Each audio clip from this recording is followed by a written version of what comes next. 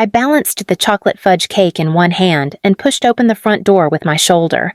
The familiar heat of my parents' duplex in Minneapolis pressed against my face, thick with the smell of reheated casserole. Mom was already waving me in like I was late. "Oh, good. Harlow, put it on the counter," she said, not looking up from her phone. "Jenna wanted fudge." "You got fudge. Right, I got it," I said, setting down the cake. My fingers ached from the cold, but no one noticed. Dad barely glanced away from the muted television. "You drive too slow. That store is 5 minutes away." I kept my jaw steady. There was traffic.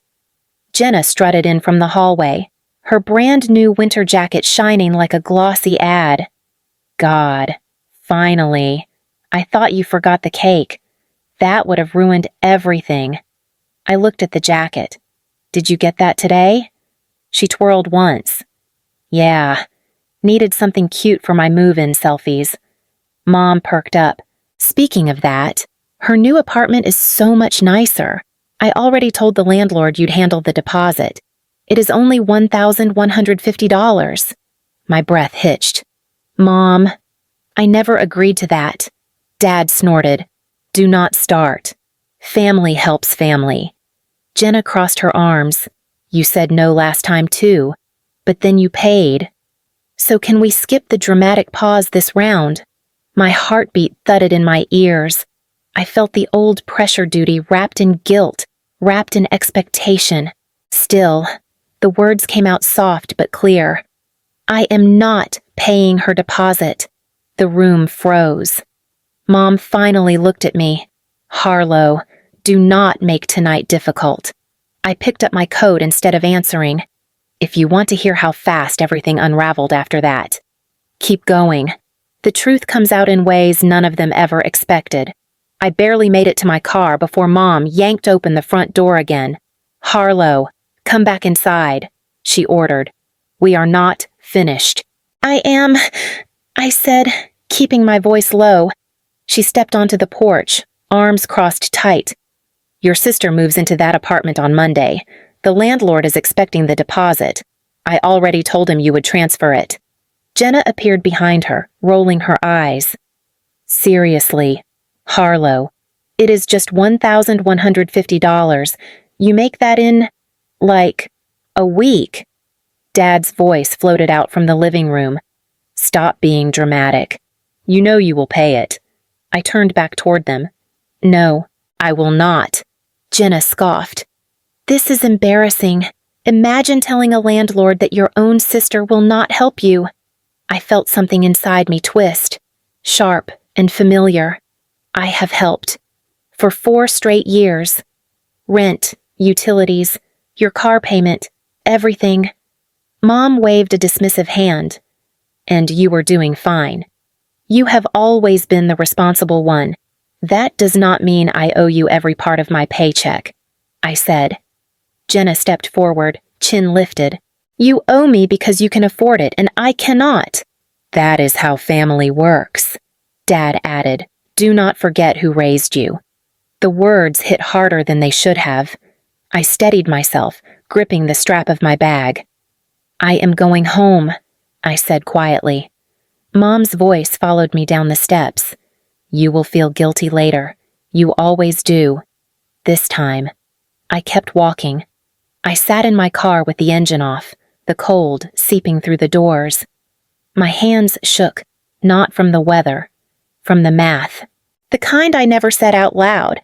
$950 every month for my parents' rent, $260 for Jenna's car payment, $160 for utilities, $85 for the phone plan, medical co-pays that stacked into hundreds. All of it pulled from my account like it belonged to someone else. My phone buzzed. It was Jenna. "Jenna, you walking out was rude. You know Mom will not sleep now. Me, I cannot keep paying for everything. Jenna, you have always kept us together. Do not ruin that now." Her words cracked open a memory I had tried to bury. 19 years old, sitting at a cell phone store, signing a contract because Jenna promised she would take it over after 1 month. 23, standing in Mom's kitchen while she said, "You were born responsible." Harlow, some people are just built for it. 26, handing Dad $700 for new tires. Him saying only, "Good." I needed them. A lifetime of quiet taking. Another message came through. "Mom, sweetheart, just apologize. This is not that serious." I stared at the screen, feeling something inside me tilt. Not break, tilt. A slow shift toward a truth I had never let myself touch. I finally typed back, "I am going home now. Please do not ask for anything else tonight." I put the phone face down, letting the silence take the space their demands used to fill. The next morning at the clinic, I had barely logged in when my desk phone rang. I answered with my work voice, steady and polite. "This is Harlow." A cheerful woman replied, "Hi there. This is Mrs. Cartwright, your parents' landlord. I just wanted to confirm the renewal of the automatic rent transfer. You were so reliable last year." "Dear." My stomach dropped. "I did not renew anything." "Oh," she said lightly. "Well, the form was signed. And thank you again for the late fee coverage last month. Your prompt reply saved the paperwork headache." I gripped the phone tighter. "Late fee." "Yes, sweetie. They missed the payment, but since you are the authorized financial contact, we reached out. Your work email was very responsive." "My work email." My voice cracked. "Oh, yes. Your parents gave me your work number, too, and your weekly schedule so I would know the best times to call." The room went muffled for a moment. My pulse hammered in my ears. When I found my voice again, it barely came out. "Can you email me a copy of that form?" Of course, lovely handwriting you have. It was not my handwriting. After the call, I printed every account statement I had, 4 years of transfers, color-coded tabs, notes, dates. The stack felt heavier than it should. I drove straight to my parents' duplex, binder on the passenger seat like evidence in a trial. When I stepped into the living room, Mom looked up, startled. "Harlow, why are you here?" I set the binder on the coffee table. "We need to talk," I said, my voice low and shaking. Right now, Mom stared at the binder like it was something dangerous. What is all this supposed to be? I opened it to the first tab. It is proof, rent, utilities, Jenna's car payment, the phone bill, medical copays. Every dollar I have covered for 4 years. Dad walked in from the hallway, frowning. "Why are you talking like an accountant? We are family, not clients." "I am talking like someone who is drowning," I said. Jenna appeared behind him, arms folded, eyebrows raised. "You brought a binder. Seriously, this is creepy." I flipped another page, voice trembling but steady. "Last month's rent was late. I did not know. Your landlord called my office. She had my work schedule, my work number, my forged signature." Mom's eyes darted briefly. "Oh, for heaven's sake. Harlow, we needed a contact. You are the responsible one." "You signed my name," I whispered. Dad huffed. "You are overreacting." "I am reacting," I said. For the first time, Jenna snatched the binder and skimmed a page. "Why are you tracking every penny you make it sound like we are villains? I am tracking because no one else ever notices," I said. Mom grabbed the binder back from Jenna and slammed it shut. "Enough. You are attacking us over money. Money. Do you hear yourself?" The room vibrated with the old, familiar script. How dare I want boundaries? How dare I name what they took? I picked up the binder, holding it to my chest. "I cannot keep living like this." Mom exhaled sharply, her voice turning ice cold. "If being part of this family is so hard for you, maybe you should not be." The words landed between us like a dropped blade. No one took them back. And I knew something final had shifted. The next afternoon at 4:10, my phone buzzed with the family group chat lighting up. "Mom, We need distance from you. Mom, do not contact us at all. 2 sentences. Ice cold. Final. My hands did not shake this time. I typed slowly, carefully. Me, understood. I will cancel all automatic payments by tomorrow. The typing bubbles appeared instantly. Dad. What is that supposed to mean? Jenna, are you serious right now, Mom? Do not twist our words. We meant distance from your attitude, not from you. I let them write. I let them panic. Another bubble from Jenna. If you cut the payments, you will ruin everything. My move-in is on Monday. Then Mom, money is not the same as family. Harlow. I took a photo of my color-coded spreadsheet, 4 years of support. At the bottom, the total $67,480. I sent the picture. Me. These end on the dates circled. You have 30 days to transition the accounts into your own names. Silence held for several seconds. Then, everything hit at once. Dad, you are humiliating us. Jenna, you are sick. Harlow, completely sick. Mom, you will regret this. People do not forget cruelty. I typed slowly. Me, I am done being an ATM with a face. Jenna exploded. You want us to fail. You want something bad to happen to me. Me, I want to stop drowning. The chat filled with typing bubbles, appearing and disappearing like frantic footsteps in a locked room. I put my phone face down on the table. For the first time in years, their crisis was no longer mine. I sat at my kitchen table with my laptop open and a stack of sticky notes beside me. No music, no TV, just the steady beat of my own breath as I opened the first account.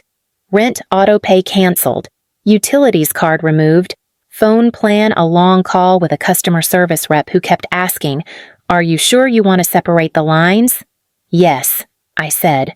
Make mine the primary user. Remove all others. Each confirmation number went onto a sticky note.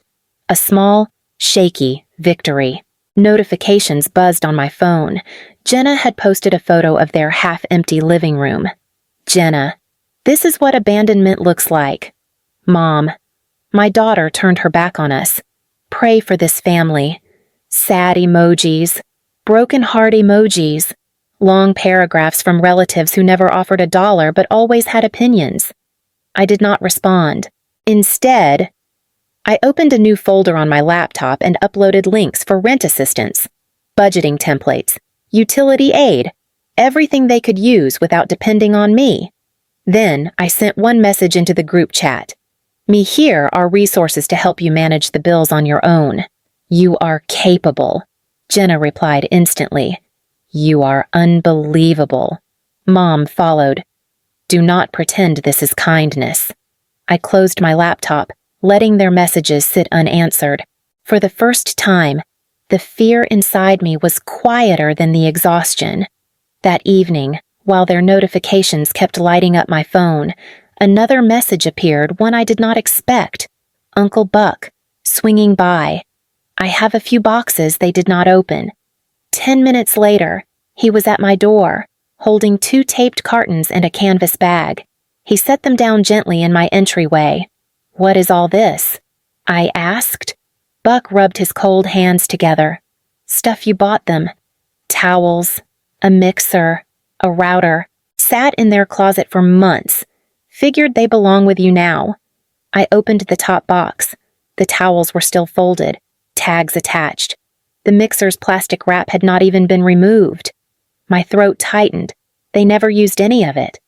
Buck leaned against the doorframe, eyes steady. They do not see what you give. They only see what they expect. I swallowed. They think I am trying to punish them. He shook his head. No. They think losing access is punishment. Big difference. I sank to my knees beside the boxes. I just do not want them to starve. Buck. He crouched next to me, voice low. Harlow, listen to me. Do not confuse feeding someone with enabling them. One keeps people alive. The other keeps them from ever learning how. The words settled deep, sharper than any accusation my family had thrown at me. He stood, pulling his jacket closed. "You did right, kid." When he left, the apartment felt heavier, but for the first time, the weight was my own, not theirs. A week passed, the first quiet one I had lived in years. I signed up for my clinic's retirement match, booked a therapy session, and let my evenings stay empty. No crisis calls, no last-minute bills, no guilt threaded through every hour. Then, one night, my phone buzzed with a familiar tone. "Mom, Sunday dinner. Come apologize so we can move forward." I read it twice, feeling the old pull in my chest, the reflex to fix, to smooth things over, to sacrifice myself back into their good graces. I typed slowly. "Me, no, I love you, but I will not come back to be shamed or used. I am choosing peace." A single reply came. "Mom." Wow. Nothing else. Later. I walked along Lake Harriet with Jonah, the only person who had not tried to take a piece of me. Our breaths fogged in the cold, steps crunching over old snow. He glanced at me. "Do you miss them?" I let the truth surface. "I miss who I hoped they could be." I exhaled, steady for the first time. "But now I finally get to be who I am." Jonah took my hand, warm and sure. "If you have ever carried a family until you broke, keep reading my stories. Someone out there needs to know they are not alone."